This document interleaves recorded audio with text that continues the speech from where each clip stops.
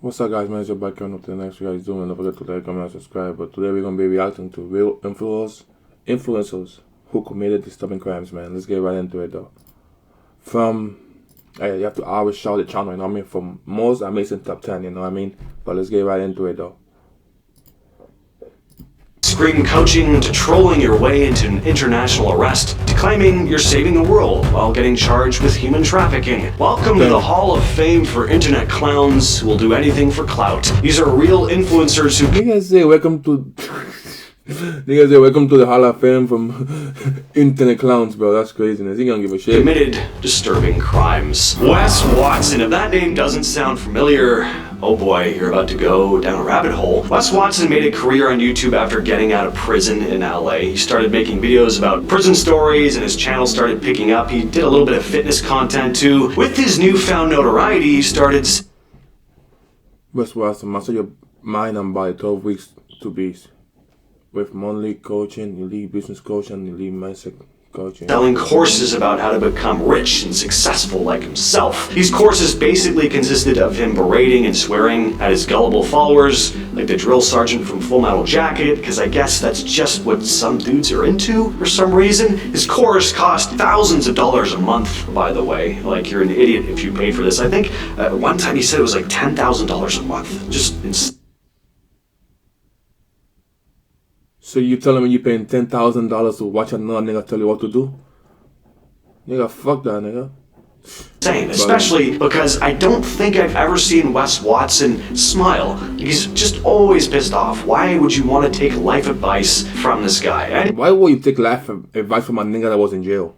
That's the false thing, money. Come on now, make it make sense. That's a false thing, my boy. I ain't gonna take no life advice for a nigga that been in jail, bro. I don't give a shit who you are, bro. anyway, aside from scamming dudes out of their money to fund his own lavish lifestyle, this ain't the worst of it. Things really went downhill for Wes about a year ago when he appeared on a live panel for the Fresh and Fit podcast, or a whole issue on their own. You don't have time to go into them. Point is, Wes started feuding with another dude on the panel who was just talking about how wealth and material goods aren't what makes a real man. It's about being there to support your family, integrity, good, honest values. Well, Wes just wasn't having this and had a full-on meltdown on stage because this guy was just rejecting everything Wes Watson was trying to push on people. Just get rich, ripped and rare. That's his slogan. Well, the internet just ganged up on Wes after this, seeing him for the clown he really was. And this has all culminated in Wes Watson and a group of his goons beating a dude up in a gym after Wes Watson made an announcement online saying that if anyone had a problem with him, they should come see him in person to fight. Well, one guy got into his DMs, they agreed to meet, and then Wes Watson attacked the dude with a bunch of his friends using dumbbells and weight belts. Wes isn't in jail yet, but he's been in and out of court. He'll be in jail again soon for sure, because he just keeps getting into problems with people on the street. Yeah, this dude don't give a shit. This dude talking hella shit at that nigga, bro. But hey, bro, sometimes it be like that, you know what I mean? He's got too big of an ego, Another big thing right now is that he's claiming to be 6 feet tall, but everyone's like, no, dude, you're clearly 5'8", and he can't handle that. Another thing came out recently, he might have a really small pecker, which would make so much sense with just the general vibe. Damn, this dude is running. This nigga hitting on this nigga, bro. This guy gives off. Anyway, Wes, I could do a whole video on this guy. Man, he's actually got a whole beat on this guy. That is nigga hating on that nigga. Guy. Oh boy, if you're someone who frequents the drama side of the social media landscape, even just a little bit, you've probably heard of the Johnny Somali situation. Man, is there a less likable guy than this? His charisma level is just non-existent, to the point where groups of dudes in South Korea were just walking up to him on the street and beating the crap out of him. Honestly though, he was asking for it, and I mean literally. For those not in the know though, Johnny Somali is one of these annoying streamers who just goes out on the street and antagonizes people for likes and subscribers. Things really got bad when he flew to South Korea and immediately made himself public enemy number 1. He crashed a live concert, blasted North Korean propaganda on public transit. He harassed a couple who were just minding their own business. He went up to the girlfriend and started bugging her. He danced on a statue honoring victims of wartime atrocities. His YouTube got wiped. Locals started putting bounties on his location. Yeah, they made it very clear he was not welcome anymore. One guy attacked him and he was like part of the armed He's part of the military. One guy had talked to me who was part of the military. They arrested that guy, and then they let him go like hours later. They're like, yeah, he deserved it. He's been hit with multiple charges, including causing public disturbances, business obstruction, and worse. At trial, Smalley showed up late, wearing a MAGA hat, saying he wanted Trump to pardon him. He was also intoxicated, and now he's just stuck in Korea. He's banned from leaving, and he's facing jail time, and I hope he stays there for a long time. Well, here we go. Yo, this dude don't give a shit. Time to talk about the face of everything wrong with the internet, the man with an English accent who sounds like a guy doing a fake English accent, Andrew Tate. If you've been anywhere near the World Wide Web in the last few years, you've probably seen this guy shouting into a microphone about how he's the ultimate alpha male, how women should be treated as subhuman slaves, and well, that's basically it, really. Apparently that makes you famous in the 2020s. For a while, he was everywhere, and while most level-headed people saw him for the joke he was, others, disturbingly, saw him as a motivational speaker, God's gift to sad men everywhere. Well, behind the Bugattis, the real drama started when Romanian authorities arrested Tate and his brother in a major investigation involving shady business practices and their treatment of women. Authorities accused them of luring them into their so-called business empire, promising love and riches, and then reportedly treating them in seriously questionable ways. Basically, this was trafficking, something Tate later denied, even though there's literal video evidence of him bragging about the very things he was accused of. A bunch of guys over there, but not many like world champion kickboxer, pimp,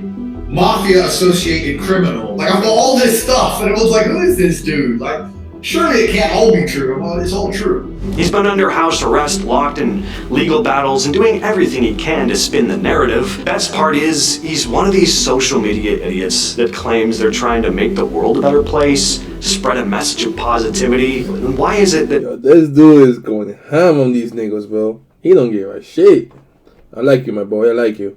9 times out of 10, the people who go Man, I'm just telling you, bro. It's just a lot of bum-ass niggas, bro. bragging about that are some of the most garbage human beings on the planet. Like, what positive message? Being a loudmouth braggart who flaunts material wealth at the expense of any ounce of morality, creativity, or class? Yeah, great message. Can we go back to the days where, like, this guy was cool? You know, just give me some Stone Cold. Ruby Frank was the face of a popular YouTube channel called 8 Passengers, which followed her life as a mother of 6 in Utah. The only person that he says that I know about is Andrew Tate. That's the only one I know about. But he was later found innocent of everything, I believe. The channel pulled in millions of views, with fans watching what they thought was this wholesome family dynamic. On the surface, it looked like a regular family vlog, but over time, viewers started to notice things that didn't seem right. Ruby would talk openly about punishing her youngsters in ways that felt pretty off. Stuff like denying them meals, making them sleep on bean bags, and she'd joke about canceling holidays. Now, this alone didn't set off any major alarm bells, but some thought it could possibly be hinting at something worse going on. And they turned out to be right. In 2023, one of her sons escaped from a house in southern Utah. Yes, escaped. He showed up at a neighbor's door. He was underweight. He had visible injuries. And he had duct tape on his wrists and ankles. Police went to the house and found one of his sisters in a similar condition. That's when everything started to unravel. Ruby had been working with a woman named Jody Hildebrandt, who ran a counseling business. The two of them had isolated the kids from their family and friends and were enforcing what they called discipline, but by any normal standard, it was cruel and dangerous. Both women were arrested and eventually pled guilty to serious charges. Ruby was sentenced to 4 to 30 years in prison. Ashley Grayson made her name online by promoting her Millionaire a Year story. She ran online courses teaching women how to build a business and showed off her lavish... You know what's crazy, bro? I will never sign up to none of that bullshit. I ain't gonna lie. Right now, bro, I make minimum wage, bro, and I'm living normal, bro. I'm not, lavish. I'm not, bro. I'm chilling right now, you know what I mean? I'm never gonna sign up for none of that bullshit. None of that class bullshit. None of that. You know what I mean? lifestyle with designer bags, expensive cars, all that stuff. But behind all that, she was dealing with serious personal conflict and decided to handle it in the worst way possible, by killing people. In 2022, she was charged with trying to hire someone to kill 3 people. 2 were women she was involved in some social media drama with. Ashley believed they were making fake accounts and spreading rumors about her and her business. The 3rd person she wanted dead was just her ex-boyfriend, which you can probably see. She just had a list, and he was like, 3 birds with 1 stone. Let's get it all done now. So she approached a couple she'd worked with before and offered them money to carry out the hit. She paid them $10,000 up front with a promise of $50,000 more once it was all done. What she didn't know was that the couple was recording everything. They even staged a fake follow-up photo to convince her that it had been carried out, and then took that evidence to the police. Ashley pled guilty and was sentenced to 10 years in prison. John Romano is a bit different from the other influencers on this list, in that he got big on social media after committing his crime. Back in 2004, when he was 16, Romano walked into Columbia High School in East Greenbush, New York, with a firearm. He'd sent cryptic messages to his friends from a bathroom stall, warning them to steer clear, and then he stepped into the hallway and started firing. One of the blasts hit a special education teacher in the leg. Fortunately, Romano was stopped when an assistant principal tackled him to the ground. He was sentenced to 20 years in prison, but got out in 2020 after serving 15. Post-prison, Romano rebranded himself as a mental health advocate and violence prevention speaker. He created a TikTok under the handle John's Seeking Peace, and in his bio, it read, "After being a part of the problem, it's time to be part of the solution." His videos started gaining traction in 2023, but so did the controversy, understandably. I mean, some users accused him of downplaying what really happened that day at school. Others were just kind of uncomfortable with a school shooter being a TikTok personality. One influencer with millions of followers publicly called him out, and Romano's account got mass reported and taken down before TikTok reinstated it. Like it or not, he's still on the app. Last I checked anyway, he's still posting and still gaining followers. For some, he's a redemption story. For others, it's just another example of the internet platforming the wrong people. Yep. Bro, the thing is, bro, it's no reforming niggas like this, bro. You know what I mean?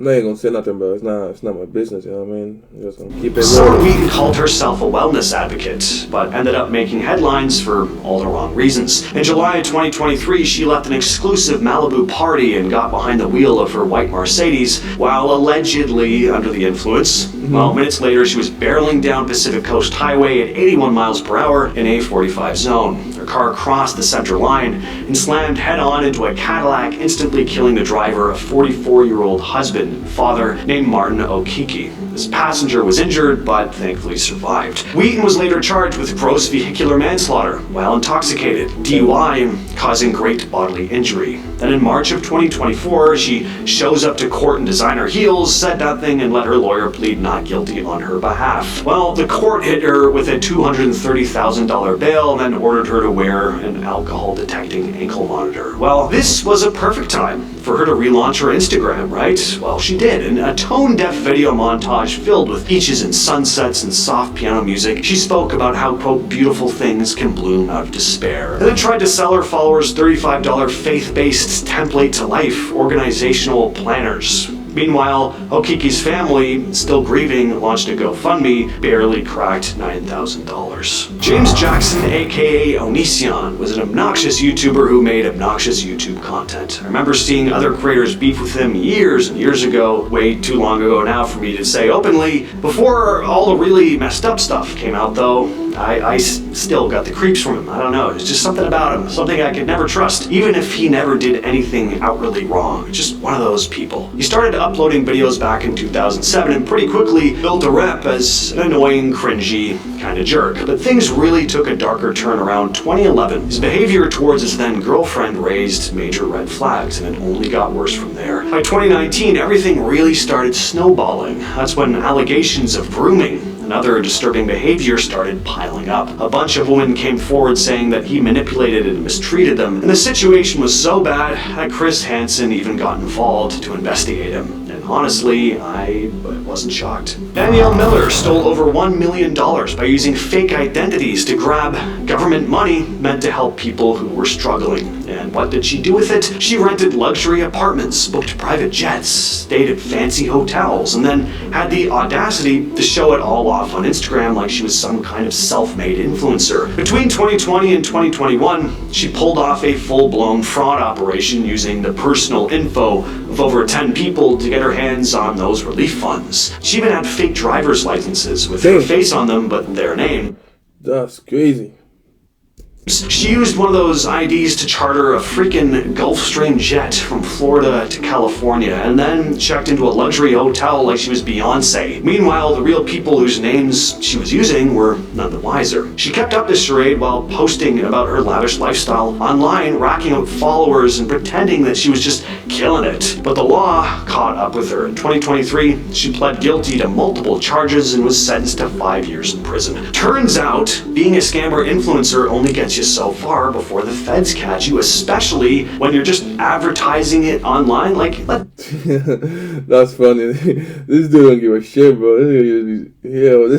This dude got hatred against these people, bro. He got hatred against these people. This be a lesson. If you're gonna steal identities and fly private, maybe don't post about it like it's your job. Back in the day, people just didn't do that. They kind of hid it. Lastly, we have Gas Kings, a YouTuber who scammed the elderly. Anthony Locke ran a YouTube channel called The Gas Kings, where he reacted to dashcam footage and people doing dumb stuff on the road. But behind the scenes, he and his partner in crime, Ray King, were running a full-blown fraud operation targeting elderly folks. Classy stuff. Locke set up his fake website claiming he'd take people's retirement savings, invest the money, and not only would they get profits back, but some of it would go to charity for the environment. Lovely. But of course, none of that money ever got invested or donated. He just pocketed most of it. By the time they were busted, they'd conned about 16 people out of a whopping $1.3 million. When the authorities finally caught up to Locke, he didn't walk away with a slap on the wrist either. He was arrested, put on trial, and sentenced to 5 years in prison. And his YouTube channel was taken down,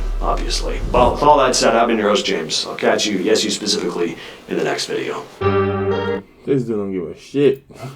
He told him niggas had been clowning us niggas from. That's crazy though. That's crazy. But guys, man, thank you for liking the video, man. Just do the right thing, bro. Don't show up. But if you're gonna do something, why you posting it on Instagram? That don't make no sense, bro. You sure enough to niggas don't give a fuck, bro. Look at you now. You in jail, bro. Getting your shit clapped, bro. You know what I mean? Like, make it make sense, man. But guys, thank you for watching the video. It's been your boy Kevin up to the motherfucking next. Peace.